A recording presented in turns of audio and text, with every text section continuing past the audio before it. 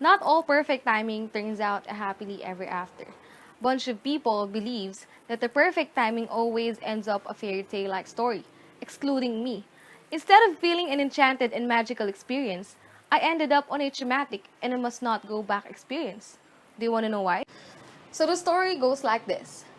That day would probably be one of the happiest, unforgettable, and a dream come true incident. That day was when my crush gave a treat in the cafeteria. I could feel my heart pound in my chest, and my throat tightens as I walked down the stairs, looking through the stunning eyes, pinkish lips, and a good-looking face of my crush.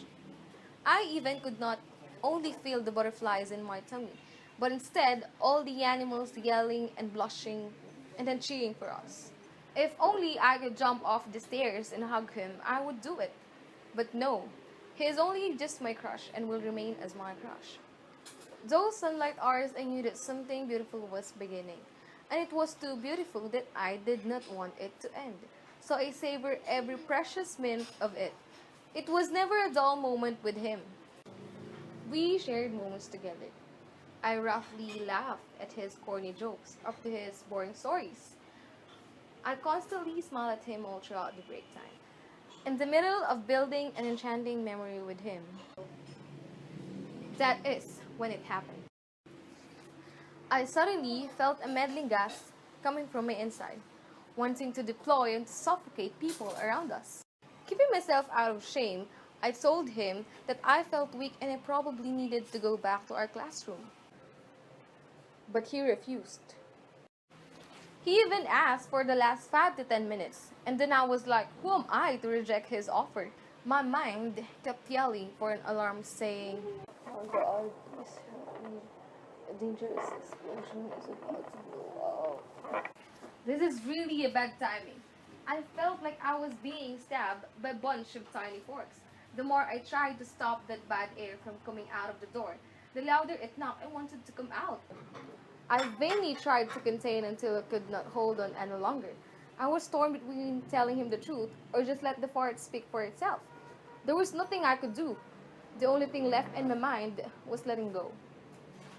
It leaked out slowly, and luckily there was no sound. But an unpleasant smell started to hit me. Each breath in was like a smell of someone dead rotting in the cafeteria. We stared into each other's eyes, knowing that we were not that naive of what had just happened.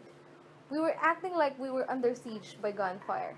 I quietly forced him to go out so we could gulp in fresh air. I was horrified yet happy to be alive. It was a chaos. I could not believe that I had just unnerved the fart beside my crush. That day, I knew that it will never be forgotten.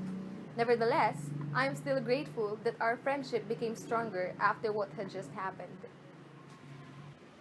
Like everything in life, parts have moment, purpose, time, and place. However, I never realized that in the wrong time and place, fart has an enough power to alter my image in his memory. I recognized that it was not a spur of the moment fart given by God. It was given for a purpose, for our humorous friendship.